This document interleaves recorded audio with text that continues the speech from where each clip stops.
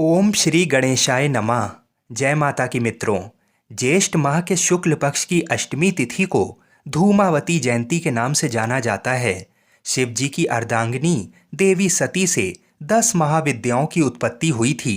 इन्हीं में से एक है माँ धूमावती। ये 7वीं महाविद्या हैं। इन्हें आलक्ष्मी नाम से भी जाना जाता है। वर्ष 2023 में धूमावती जयंती 28 मई को मनाई जाएगी। पंचांग के अनुसार ज्येष्ठ माह के शुक्ल पक्ष की अष्टमी तिथि की शुरुआत 27 मई को सुबह 7:43 पर होगी और अगले दिन 28 मई को सुबह 9:57 पर इसका समापन होगा। तो उदया तिथि के अनुसार अष्टमी तिथि 28 मई को ही मानी जाएगी और धूमावती माता की जयंती 28 मई को ही मनाई जाएगी। आमतौर पर तंत्र साधना के लिए महाविद्या की पूजा की जाती है, लेकिन गृहस्थ जीवन वाले भी माता के सौम्य रूप की उपासना कर सकते हैं। मान्यता है माँ धूमावती की पूजा से संतापों का नाश होता है, रोग और दरिद्रता से मुक्ति मिलती है। धुएं से उत्पन्न होने के कारण इनका नाम धूमावती हुआ। इनके इस नामकरण के पीछे एक कथा है। कहा जाता है कि एक बार सती के पिता राजा दक्ष ने अपने यहाँ एक विशाल यज्ञ का आयोजन किया। इस आयोजन में उन्होंने सभी देवी देवताओं को बुलाया, लेकिन सती और भगवान शंकर को इस आयोजन में आमंत्रित नहीं किया। क्योंकि राजा दक्ष शिव और सती के विवाह से प्रसन्न नहीं थे, इसलिए उन्होंने उनकी उपेक्षा कर इस यज्ञ का निमंत्रण नहीं दिया।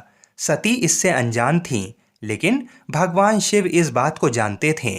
फिर भी उन्होंने सती से इसका जिक्र नहीं किया।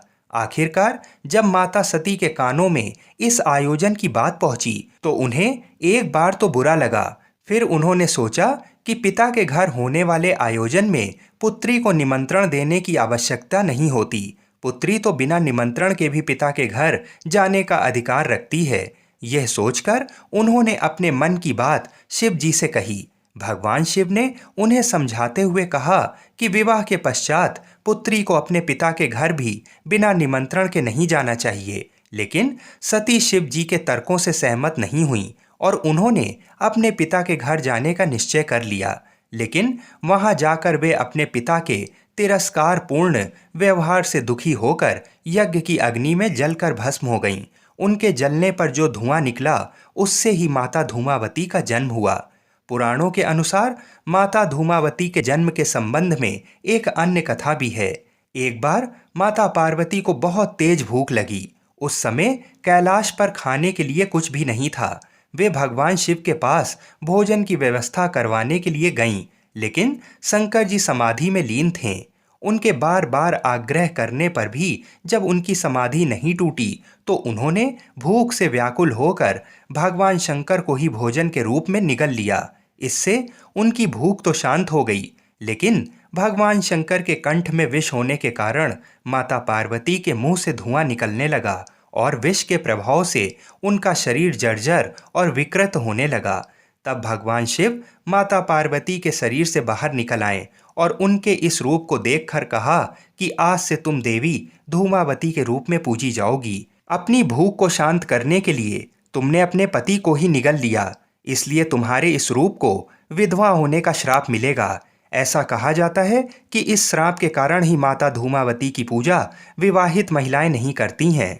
धूमावती जयंती के दिन गृहस्थ लोग माँ धूमावती की सफ़ेद फूल से पूजा करते हैं और माँ को मीठे का भोग नहीं लगता है, उन्हें केवल नमकीन वस्तुओं का ही भोग लगता है। माँ धूमावती की पूजा करने से शत्रुओं का नाश होता है और दरिद्रता दूर भागती है। माँ धूमावती को दुखों को दूर और गुस्से को शांत करने वाली देवी भी माना जाता है।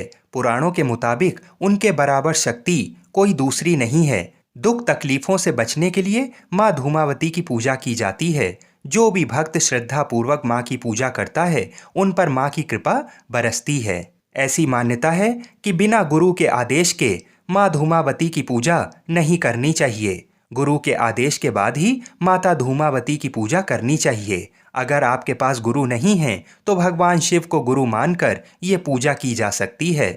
माँ धूमावती हम सभी का कल्याण करें। जय माता की।